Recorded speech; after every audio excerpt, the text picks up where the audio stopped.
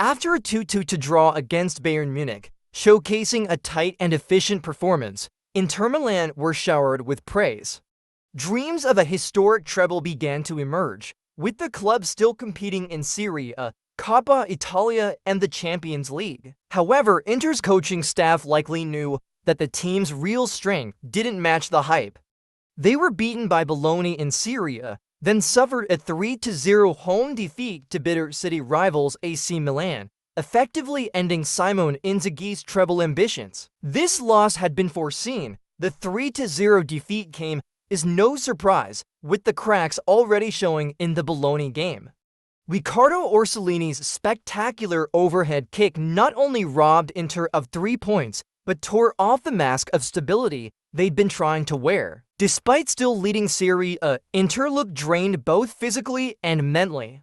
At Renato Dall'Ara, they didn't just lose to a brilliant goal, they ran out of ideas and showed signs of giving up. Post-match comments sounded strong, but couldn't hide the truth. This team is exhausting itself chasing success on 3 fronts. Zielinski's absence left the midfield dangerously thin. When fatigue hits, Italian football, especially the Vincenzo Italiano version of Bologna, doesn't let you off lightly. The Milan clash proved it. Inter completely collapsed, failing to muster even one solid response to salvage their pride. The Bologna match should have been a wake-up call. But instead of a fightback, Inter crumbled. Jovic's goal was more than a physical blow, it was a mental one.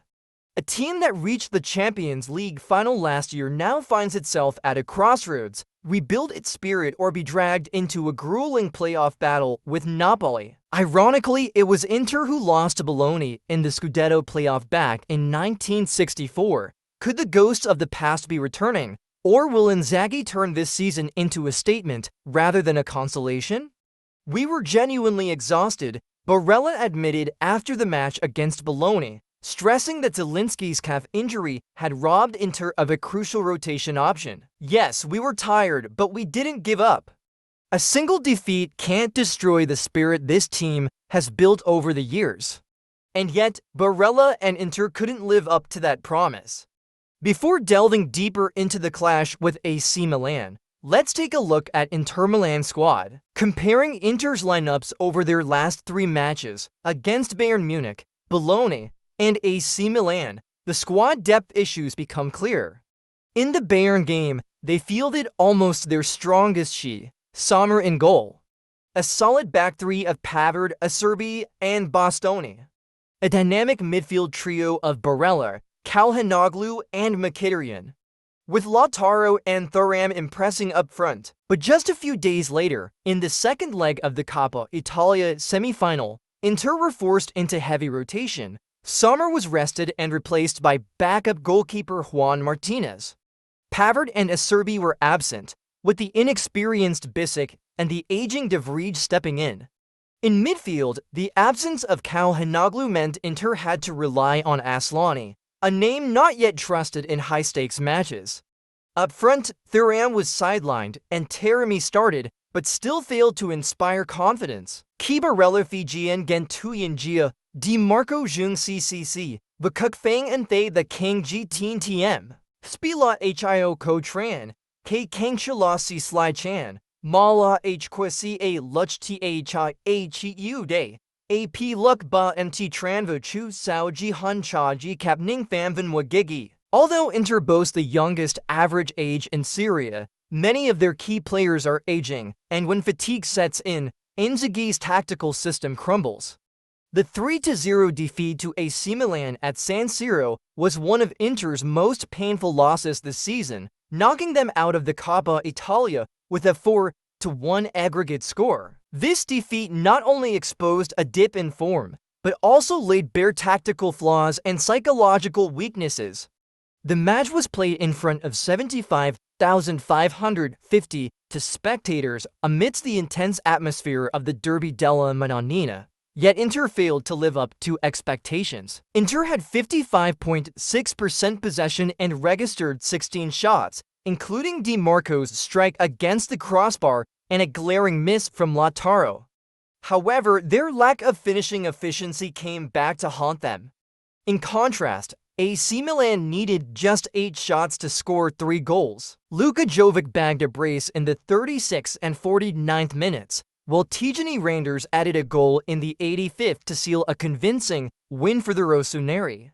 Milan's goals highlighted the variety in their attacking approach, from central build-ups and set pieces to quick-fire finishes late in the game. Inzaghi, renowned for his ability to turn games around, was left powerless this time.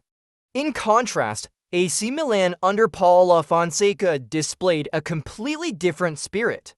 Despite their struggles in Serie, Milan showed true determination in the Coppa Italia, their most realistic path to securing European football. Luka Jovic, once criticized for his inconsistency, stepped up at exactly the right moment. Tijani Reinders also continued to cement his increasingly vital role in the squad. Inter, on the other hand, showed a lack of balance between attack and defense, creating plenty of chances but constantly leaving gaps at the back. The goal conceded from a corner once again highlighted Inter's long-standing weakness. Meanwhile, Milan were solid across the pitch. Goalkeeper Maignan made 3 crucial saves to keep a clean sheet, and the midfield duo of Reinders and Ruben Loftus-Cheek were not only defensively sound, but also instrumental in launching effective attacks. The biggest difference lay in efficiency. Milan hit the target 3 times and scored all 3. Inter also had 3 shots on target, but failed to score. That single statistic tells the full story of the gulf between the two sides. Milan came into the match full of confidence, having already beaten Inter twice this season, including a 3-2 win in the Italian Super Cup. Those results only boosted Milan's belief, while Inter were weighed down by the pressure to break their poor run in head-to-head clashes. In the history of the Derby della Madonnina, Inter have the edge with 20 wins compared to Milan's 14, alongside 10 draws. However, in the 2020-25 season, Milan have clearly been the dominant side. After the match, Luka Jovic stated, "This was an important game. We had to prove our quality." A determined mindset and the ambition to secure European football pushed Milan to play with razor-sharp focus. In contrast, Inter appeared to lack the fire needed to turn things around. This defeat clearly reflects the challenges Inter face in the 2020-25 season. Despite being strong contenders in both Serie and the Champions League, they continue to lack consistency when it matters most. The Coppa Italia may not have been Inter's top priority, but it was a valuable opportunity to maintain their momentum. A heavy defeat to Milan could deal a blow to the squad's morale, especially with an informed Barcelona looming on the horizon. For Milan, this victory not only secured a place in the final against either Bologna or Empoli, but also marked a pivotal moment in reaffirming their resurgence. Jovic silenced the doubters with his performance, while Reinders continued to demonstrate his potential as a future cornerstone of the team. On Inter's side, both Lautaro Martinez and Di Marco put in a solid effort, but failed to make a real impact.